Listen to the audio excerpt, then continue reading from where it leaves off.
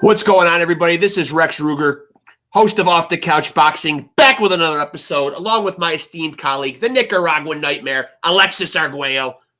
And I'm your other host, Frank Benjis, back with another banger. Get him in here. Yeah, it is going to be a banger, too, man. I'm looking forward to this one, man. A man of many talents, in and outside the ring. We're good? We got him. Okay, got it.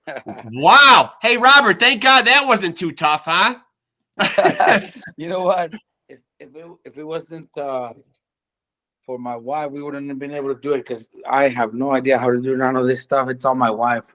Hey, listen, man, I can't count how many times that I've said I couldn't do this if it wasn't for my wife, so I completely understand. Thank God for marriage. Thank God for marriage. That's right, man. Robert Garcia, first of all, man, right off the rip, I want to say, man, and I think this is a pretty new endeavor for you, though. You just embarked on a new business venture, did you not? Yes, we just opened up a meat market, a grocery store meat market, and it's picking up. It's getting better and better every day. And what's the specialty of the house? Because I saw you give a tour of it. I saw Mikey give a tour of it, and everything looked amazing. You know what? That's what it is. The thing is that we opened up to try to focus 100% on the meat. Steaks, beef, chicken, everything.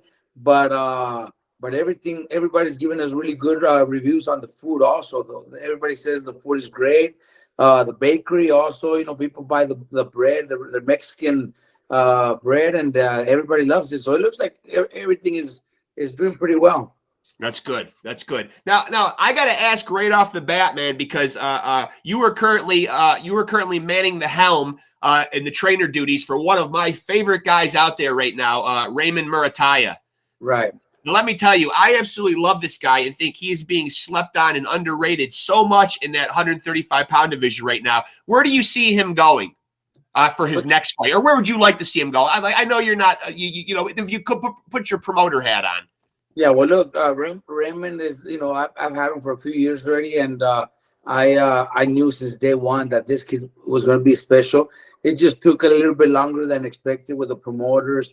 I had him fighting on some of my local shows, try to put him in on some different cards, try to bring him in to different promoters, but at that time, it seemed like there was not much interest. He had some good amateur fights, a few good amateur wins, but was never like amateur standout. He never really participated in a lot of national tournaments, so he wasn't very well known. But I knew how good he would be in the pros. So little by little, finally Top Rank gave me an opportunity.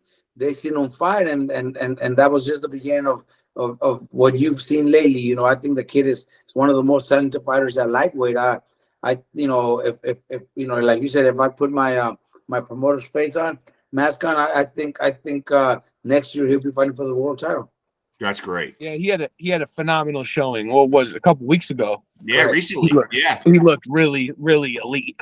Yeah. Now, I definitely believe this kid. It looks like we're already looking at a date sometime in March, and I'm pretty sure after that, 1 or 2 more fights, he'll be fighting for the world title. So I'm really, really thinking, and I'm pretty sure Top Rank is looking that direction. Next year, he will fight for the world title. now I'm interested to ask you, because I saw I was watching on YouTube a past interview you did on the podcast that Popeye Ray does, and you talked about something that you felt was one of the more vital components of being a fighter, which was discipline. Those intangibles. Discipline, mental toughness. As a trainer, obviously you can teach the X's and the O's, how to throw a jab, how to throw this, but how do you get those across to fighters? How do you drill that mental toughness as a trainer? See, well, the thing is that we tell everybody, not just certain fighters, but everybody gets the same advice, the same guidance, through their career as a boxer, especially when they're young and they're fighting often. Staying busy just to build up the records. We tell them all, this is not just fight by fight. This is year round. You guys have to be in the gym, every day. Maybe take a few days off after your fights. Eat healthy throughout the year. Stay in shape. Stay healthy. Stay eating eating healthy. So you don't have to struggle making weight. But in reality, not all of them do it. It's few, and one of them is Raymond. Year round, he's always eating healthy, always staying in shape, never getting too heavy. When he starts camps, he's already his body's already ripped. He's always in shape. He likes to stay healthy, eating healthy, prepares his own food, doesn't eat fast food or anything like that. To other fighters, probably I would say most of the other fighters, after their fights, they act and think like they're never gonna fight again. Like they're done with their career and they gain 20, 30 pounds, and that's not the right way to do it. Everybody gets the same advice, but that doesn't mean everybody's gonna follow it. Right. Right. So you would say it's probably against the best advice. You're saying that you should probably stay around your fight weight 24/7. There shouldn't be like balloons and dips of weight and stuff. Because we've seen Ricky Hatton do that, but someone we saw be very successful was Floyd, who still remains pretty much at his fight weight. Exactly. That's the best thing. Look, if you go back to the best fighters in history, and they kept their eating habits, their in the gym, they stayed in the gym. You want to be great, you have to be great year round, not just when 2 months before the fight. The fighters need to stay in shape, need to stay ready, and I would say no more than 10, 12 pounds above your weight class. Anything over that is just extra weight that you don't need. Your body should always stay in shape. Look, I a few years after Mayweather retired, we had a dinner in Vegas with him, my brother Mikey, and just a bunch of friends. And he was still eating healthy, still eating a salad with fruit and stuff like that. After he's retired, he's still weighing around 147 to 150 pounds. That's a discipline that every athlete should have, but very few have it. But it's rare. That's the difference there. Mayweather is one of the greatest of all times, and all those that that are able to do that. You talk about other sports. There's Lionel Messi, there's Cristiano Ronaldo, who always stays in shape, and he's the best of all times. You know what I mean? So that's what it takes to be great. I'm sure Canelo Alvarez is also another one that stays healthy, stays in shape, and look at how far they make it. As a trainer, I got to ask you. No. So while we're on the subject of weight, and the Benavidez fight is coming up, what's your thoughts on guys like being quote unquote like a weight bully? Like Benavidez could be like over 200 pounds and look really big, and then somehow slim down to 168. There's a lot of it's a lot of up in the air in the boxing community about that. Like people aren't sure whether a weight bully's a real thing. What do you think about that? Yeah, nothing anybody could do, and nothing I could say negative about it. If he makes weight, then he's gonna make weight, and it doesn't matter how much he goes up, in between fights or the day after the fight, the day after the win. When you're in the ring, some fighters gain 15 pounds, some fighters gain 25. Others gain 1 or 2. Mayweather used to gain 1 or 2, and he was still successful to beat everybody. So it's just a matter of making weight. It doesn't matter. I don't think there's when it comes to weight bullies and all that. If they're talking about Benavidez, if he's gonna make weight and he's coming in at 168, then it doesn't matter. That's not it. It's not his fault or the opponent can't complain if he made weight. Now, as a trainer, obviously if you're a fighter and you take a loss, it weighs heavy on the mind. But as a trainer, if you have a fighter that loses the fight, how much of that do you take on yourself? And how do you kind of compartmentalize that mentally if you have a fighter on the losing end of a decision, and in the trainer role? You know what? Most of the time, I try to stay calm and obviously talk to my fighter about the loss. Sometimes it does hurt the fighters, but there's always a reason why they lose, so I always have to have that talk with them. If it was their diet, if it was cutting too much weight, I have to find out why we lost. Sometimes it was because the other guy was just better and there's nothing we could do, and we have to have that talk with the fighters. But nobody likes to lose. I hate to lose. It doesn't matter which fighter I have in the ring. I go in there to win, and if we don't win, I hate a loss. I really hate to lose, but I also know that it's part of the sport, and that doesn't mean it's the end of your career. Some fighters have lost early in their careers, and they become great world champions. We should have to keep those fighters thinking like that and with that mentality. But it does hurt. Definitely hurts.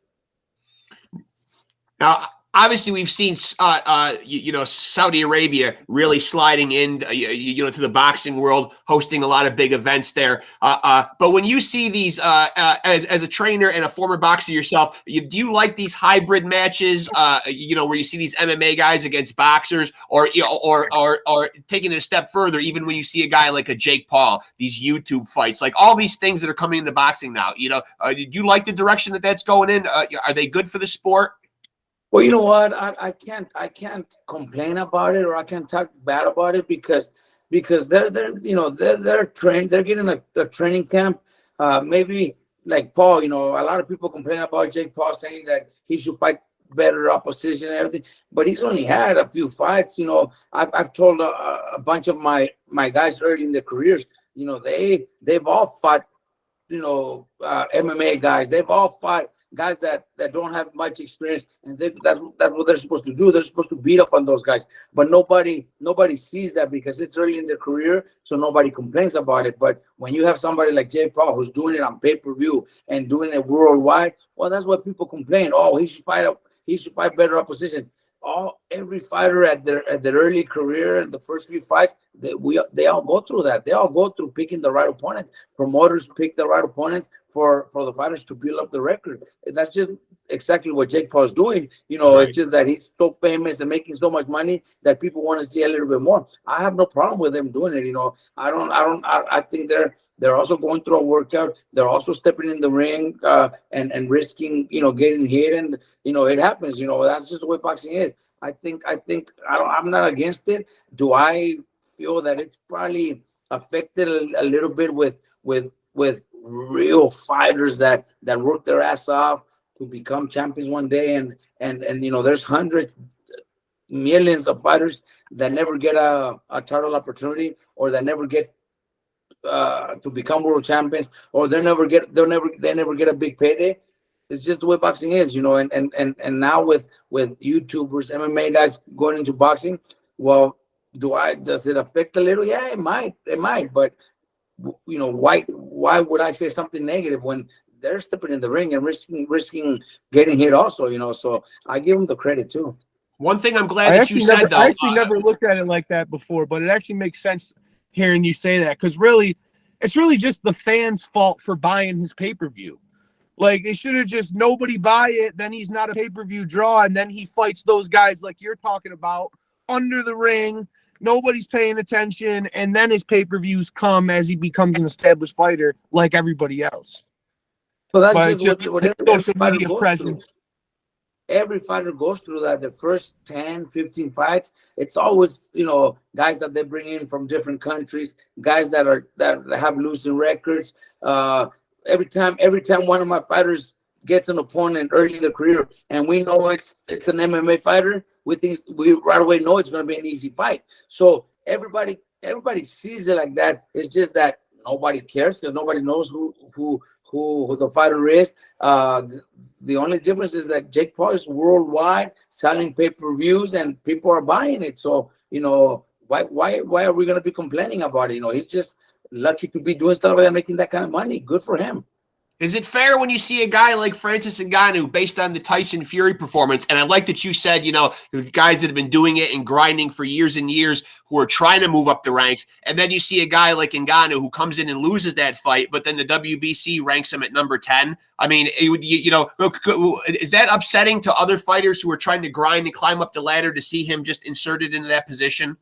It does hurt the fighters especially all the young ones that are trying to get into the rankings, and then they see somebody who has never had a professional fight and loses his first professional fight. Didn't even win, yeah. And is ranked in the top 10. It is kind of sad to see that. But he also fought his heart out and almost pulled it off. I'm a little more disappointed on Tyson Fury, who I don't think he trained one single day for that fight. He thought it was going to be an easy fight. He took it lightly. I think he just respected boxing. He has to come back whenever he fights again against Usyk and go right through Usyk and prove everybody, wrong. Because honestly, to me, I was disappointed that he had that type of performance. There's no way an MMA guy turning pro should be able to pretty much beat him, drop him and end up with a close fight. I agree. I just think he didn't take it serious. He didn't even train for that fight. And that's disrespecting the sport too. Yeah, absolutely. Well, just because we're talking about other fighters and things, this fight that just recently happened, Shakur Stevenson for the vacant belt. Was that not the most boring fight you ever watched? Did you watch it? Like I don't know what to make of him. Come on, Robert, even you got to say that was boring. I think that fight should have been declared a draw. That way the WBC, would still have that title vacant. Neither of them deserve that title. I think Shakur is a great fighter, very talented. One of the best talented fighters in the top 10 pound for pound. Do I agree? Yes, I do, because he is very talented. But for this fight, I was there with my son, honestly. We were excited about the fight. Top rank gave us a few tickets. So we drove from Riverside. That same day we drove to Vegas. And after the fourth round, we walked out of the arena. I told my son, I can't watch this. Let's see. We walked out of the arena. I didn't want to continue watching that because I knew nothing was going to change. I knew it was going to be the same thing for the rest of the fight. So we walked, and it was just the same thing we seen the first 4 rounds. The following 8, same thing happened. So it was boring. It hurt Shakur for all those big fights he's looking for or he's chasing, especially if he's, from what I understand, he might be looking towards the end of his contract with Top Rank. If he was looking into maybe doing a Ryan Garcia or Haney or even a Tank Davis fight, I think that hurt him. To be able to get that big, huge purse that people get on those type of fights, I think that hurt him a lot. Well, especially because, and not to diminish his abilities at all, but at this point in his career, I don't think he's really an A-side fighter to be calling the shots and making the rules up. But it seems like he thinks he is. He won't be not against a Ryan Garcia or a Tank Davis, or if Haney beats Regis, there's no way he will be the A-side. He's gonna have to take whatever they want to give him if he wants a big fight. Yeah, and so as a guy who's been on both sides of the coin, you've been an in-ring competitor and a trainer. Is it easier to be on that stool receiving the instructions, or is it easier being the guy giving the instructions and trying to kind of will the fighter to do what you want him to do? You know what? It's totally different, but me personally, it's a lot easier to be the one giving instructions. Yeah. It sucks being getting hit and getting dropped, and then your trainer still giving you instructions to know what to do the next round. I'm getting my ass kicked. What the fuck am I supposed to do? You know what I mean? It sucks, but giving instructions and being the one guiding my fighters, it's not easy either. But I love it. I enjoy it. Every fighter's happy. Every fighter listens, and they do their job. I got to ask you an important question, though. Like, we recently had Gerald McClellan's sister on here, Lisa, and we've also had his son on here, Gerald Jr., who's also pursuing a fighting career too. And obviously, unfortunate circumstances in 1995 left Gerald in a very bad predicament health-wise. And we kind of saw a similar situation where a lot of people were forthcoming and saying that Errol didn't look very good. Something looked off of them in that fight against Crawford. If you were his trainer or you were part of his team, you know, how would you advise Errol? Because there are so many people coming forward and saying Errol didn't look like himself. Something looked off about him. He has been through a lot in his career. I think we all seen that. And me as a trainer, and not just as a trainer, if I was, you know, involved with him, you know, I can't say he's my friend, but, you know, if I was a good friend, maybe somebody involved in his career, I would definitely tell him to take a full year off, just rest his body, let his body heal, his mind heal. He has gone through a lot, you know, so I wouldn't want him to come back anytime soon. I would tell him just rest up for a whole year, see where you're at when you come back in a year later. If your body feels good, if you feel good mentally, physically, then let's do it. But I would honestly, I'd say at least a year off. Yeah. He didn't look very right in that last fight. And so now the tough questions, Robert. The greatest, being as that you are a proud Mexican warrior, the best Mexican warrior of all time, Canelo or Chavez? Well, my best Mexican fighter of all time is Salvador Sanchez. But as of now, right now, I think there's never going to be in the Mexicans' eyes, there's never going to be somebody better than Chavez. But me personally, I think Canelo has already accomplished much more. He's already done much more. I think Canelo has easily gone past Chavez, but that's never going to change. You know, in Argentina, you're never going to have a better soccer player than what's his name, Maradona.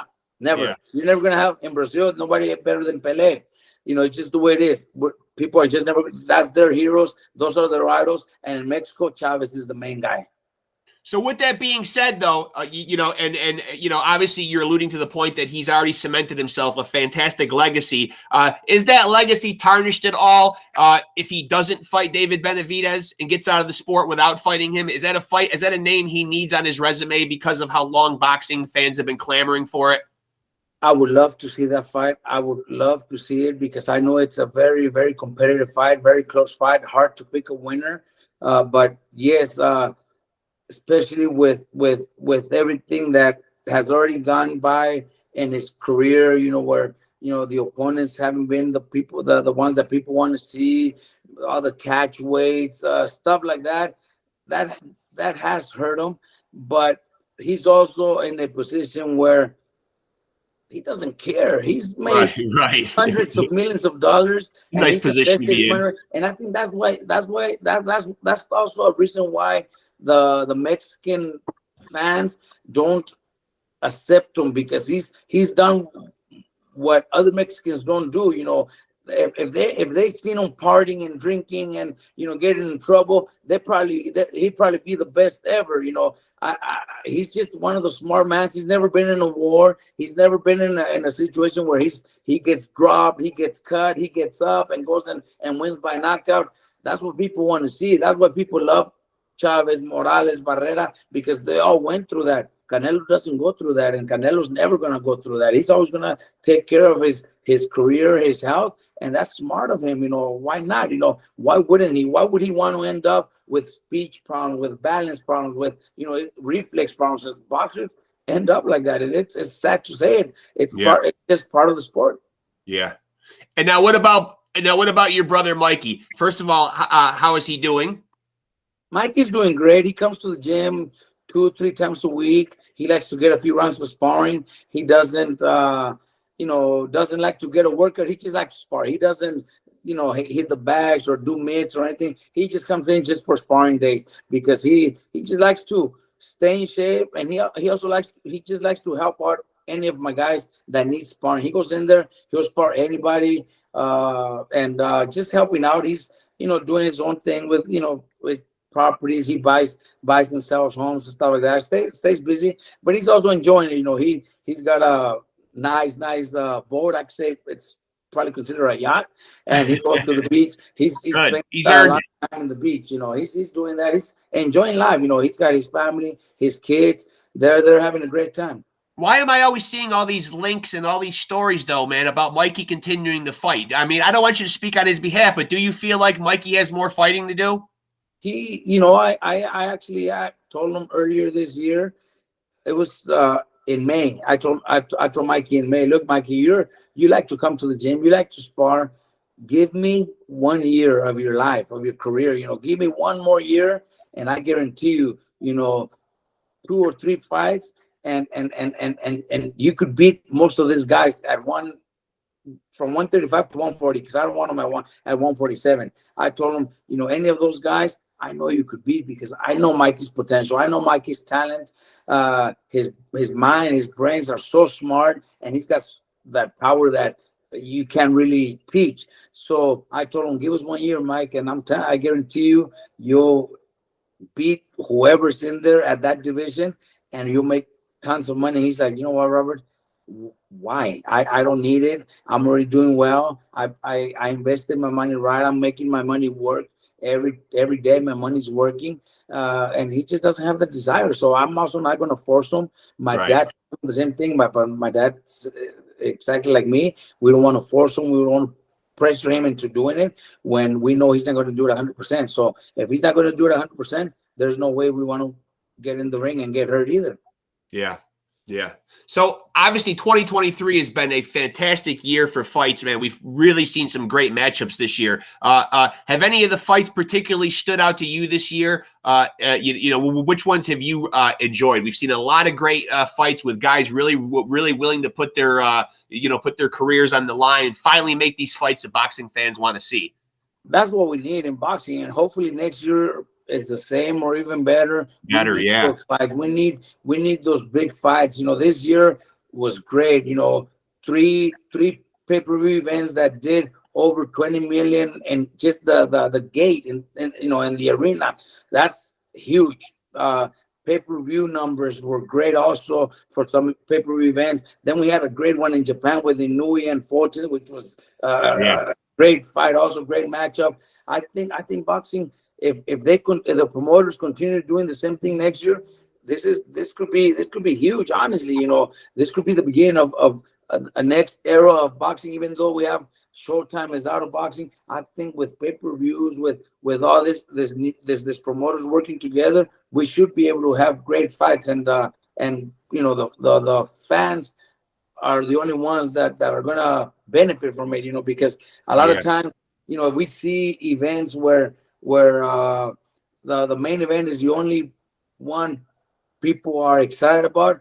You know, that it kind of hurts the sport, because nobody shows up to the arena, nobody's there until the main event, and that's what I don't like. You know, in the 90s, you know, Don King used to have pay-per-view events where world champions were fighting at 2 or 3 p.m. defending the titles, because he just had so many fights, so many big fights. You know, that's what boxing needs to do. I like 2-3 p.m. for the working man that's got to get up in the morning. 2-3 p.m. sounds nice to me. One fight I hope we see next year is Caleb Plant and the Charlo brother that he slapped. Yeah, that's got to happen. Hopefully we do. You know, hopefully we do. I think we will, especially they're both fighting for the same company, so we should see it. There's no reason why we wouldn't watch it. You know, but what I would like to do, I think Oscar De La Hoya brought it up. You know, everybody team up. You know, do these cards. Yeah, do those big events, man. Top Rank has so much talent, but he's got to also either come over or team up, or partner up somehow to be able to do those fights with PBC, with Golden Boy. Eddie Hearn should do the same. I think it's what boxing needs to be able to get those fights. We need to. Yeah, they should do them. They should do them like quarterly. Quarterly, they do one big pay-per-view, and it's like $120 to buy it, and there's a bunch of world championship fights on it. Stack it with fights. Yeah, I would buy that probably at least 2 of the 4 times a year. Yeah, if we had that going on where up promoters, you know, do it quarterly like you're saying, and they all put up, you know, a pay-per-view event with 4 or 5 world-class fights, top-notch fights. Yeah, it would do great. I think pay-per-view numbers would do great. The only thing is that, you know, right now the main star, the main pay-per-view star is the one that wants to keep the most most of the money. And that's, is it good for them? Of course. Who doesn't want to get $30 million? But when a fight generates so much, why not share it with 4 fights instead of just one? That's right. I think it's just fair for the rest of the fighters also to get decent paydays. Now I got to ask you this, because as a trainer, I got to know where you stand on this. Unfortunately, one of the blemishes, in this sport that we love and respect so much is we're still seeing some bad officiating and some bad scorecards turned in. How do we rectify this? Because it is putting a little bit of a black eye on the sport sometimes, where we're seeing these lopsided cards and you're looking and saying, what the hell were they watching? It does happen a lot, and it sucks, but every time I see it, I just want to see it as, the judges, they're all human beings. Sometimes the refs make mistakes. They maybe stop a fight when they shouldn't be stopping the fight, or things like that. But I also have to, we also have to understand that, they're humans and they make mistakes. And sometimes, you might confuse around. It shouldn't happen, but sometimes a judge might confuse one fighter to the other and give the 10-9 to the wrong person, and that could cause a decision at the end. Shouldn't have those problems. Should a judge get maybe tested somehow to see that they're 100% ready to work that night? Maybe, I don't know, but it's just funny the way it is. I've seen the night before, I've seen doctors, judges, refs, hanging out, maybe having a beer or two, which I don't think that should be happening. I think just like the doctor, just like the ref, the judges, they should all be focused on what they're going to do the next day. Just like call it a night, get some sleep. Call it a night and get some sleep. Yeah. So I got to ask, where's the grandpa nickname come from? You know what? I've been called grandpa since I was a kid. If I, as far as I could recall, I was 10, 12 years old when I was already being called grandpa in the gym. I don't know, I don't think it's, I don't know the reason. Maybe I've been in the gym since I was 5 years old, that, kids would come back, and I'm still there. And they just started calling me grandpa. Now I am a grandpa of 2. The third one's on her way, because it's a girl. So I'm excited to be a grandpa. I think those are right now so far, it's been some of the best moments. Yeah, definitely. The best. I'm a grandfather of 6 myself. That's actually my son. I co-host. He's my son. So because this is a 2-part question, and he went to the grandpa thing, but I wanted to ask you this because we were talking about the bad scorecards and stuff, and this is a question we ask a lot of guys. So this is a 2-part question, like I said. Marvelous Marvin Haggler or Sugar Ray, who won that fight, first off. But second of all, in that fight, there was 2 cards that were 115, 113, either way. And then there was one that was 118, 110 that was way not what the score was at all. So, I'm curious, what your thought is on that. Everybody's got an opinion on Haggler Leonard, man. We've decided that this is still, to this day, 30 plus years later, still one of the most, and me and him, because we do this podcast, are on a lot of the boxing pages on Facebook. This is still a polarizing decision that divides people to this day. You're asking the wrong person, because Sugar Ray is my favorite fighter of all time. So yes. I gotta say, Sugar Ray took the fight, but it was close. I was young when I was Sugar Ray too. I was excited about the fight, but Sugar Ray was my favorite fighter. Still is. I love his footwork, his speed. He's just a great fighter. So just a great athlete. Still, healthy. Still doing good. I'm very happy. For him and his career. So I have to be. You're a little biased. I would say that he's, he is my favorite fighter. So, I think that's the wrong question to ask me, especially me. Yeah, fair enough. Fair enough. But in our mind, you got the right answer. 118, 110 in that fight? Yeah, Oh, that's not correct right there. now, No. if you were Sugar Ray's trainer, cool. you'd have been going berserk, right? If you were Sugar Ray's, I mean, that's just a berserk scorecard, though. I mean, Right. or if you were Marvin Haggler's trainer, I should say, you're happy because that 118, 110 score was for Sugar Ray, but Correct. it wasn't that lopsided. Even the Alexis Arguello puppet back there can see that was a bad decision. Right.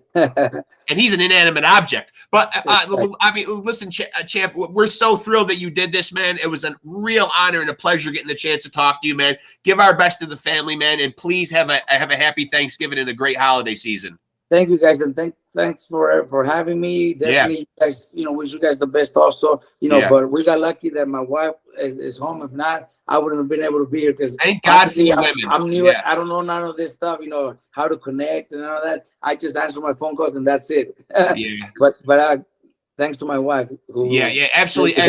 And please stay in touch, and hopefully we can do it again from time to time. We'd love to have you back on. Yeah. I would love to, definitely. Yeah. Appreciate it, Robert. Thank you so much. All the best to the family. Appreciate it. Say hi to Mikey for us. Thank you. Likewise. Yep. Take it easy. That's him, folks. That's him in the flesh. Robert Garcia. And you know what? He's gotten so many accolades as a trainer, but let's not forget 34-3 as a boxer, 25 knockouts. That guy was the IBF Junior Lightweight Champ. Yeah, and shout out to the brother that I got to watch, Mikey Garcia, man. Yeah. Also a fucking beast. 4 division world champion, man. Take nothing away from Mikey, man. Even try to take on the mighty Errol Spence when he was at the peak of his powers, man. Probably a little undersized for Errol, man, but gave a hell of a fight, man. My favorite moment was when he beat the brakes off of Adrian Broner, though. So thank you for that, Mikey Garcia. I mean, yes. Yeah. I don't know. Something about Broner just rubs me the wrong way sometimes. You know what I mean? Like the hood knows I won. Huh? Yeah. The hood knows I won. Yeah. The hood always knows that he wins the fight. But funny enough, the judges never see it that way. No, the hood knew that night that he didn't win the fight. Yeah. I think even the hood, I think even fellows in the hood were like, man, come on, man. Pac-Man schooled you. Right. You got what? You're capping. You're capping, as the hood would say. I mean, come on, man. I mean, yeah. But, I mean, listen, man. I mean, put some respect on Robert Garcia's name. Not only the record, man, trainer of the year per Ring Magazine in 2011, 2012, Boxing Writers Association trainer of the year. Owner of the Robert Garcia Boxing Academy in Oxnard, California. That's where fucking guys go when they want to become champs. His resume: trained Chris Algieri, Nonito Donaire, his brother Mikey, Marcos Maidana, Abner Mares, Antonio Margarito, Victor Ortiz, Brandon Rios, Fernando Vargas, Anthony Joshua. 14 world champs in total, man, have been under the tutelage of the great Robert Garcia. The man knows the knuckle game. No doubt about that, man. No doubt about that, man. An honor to have him on, man. The Garcia family is in my opinion, boxing royalty. Dad, Robert, Mikey, all of them, man. Just a standout family in the sport that we love, man. And with that being said, I will say like and subscribe on YouTube. Find us on Facebook at Off the Couch Boxing. And I will quote our great American poet, Gary Busey, by saying, I can go 15 seconds with anything. Yeah, and if you are watching this video, this is a direct order from Rex Ruger. Hit that like button. Hit that subscribe button. Smash it. This is boxing. Hit the bell. Hit the bell so you get the notifications when we drop the video. Yeah, and listen, if you're just stumbling across this episode, believe what we say, man. New content every week, man. Amazing episodes, amazing content, amazing interviews, as I like to say, with legends and luminaries, from the fight game, man. There's no shortage of great content, man. So if you're just discovering the channel, man, tune in, take the ride with us, man. With a lot more good shit still to come, man. And I will remind you, kids, put your ear up and let Uncle Mark talk to you here, man. Uncle Rex, I should say. See? Forget my own fucking name. Weeds, marijuana kids can play hell on that fucking short-term memory. Everybody come close. I'm not going to read you the, what's the story that they all gather around and always want to hear at Christmas time? Night before Christmas? Yeah. I don't know. Somebody come lend Uncle Rex an ear. Somebody come lend Rex an Uncle ear. I'm going to give you the secret to life. If you want to somebody come lend Rex an Uncle ear is what you said. Come lend Rex an uncle ear. I'm going to tell you this, and I want this to resonate with people as much as the Gary Busey quote on Toughness, where you can go 15 seconds with anything. Kids, listen up, man. If you want to be a champion, then you got to roll with the champs.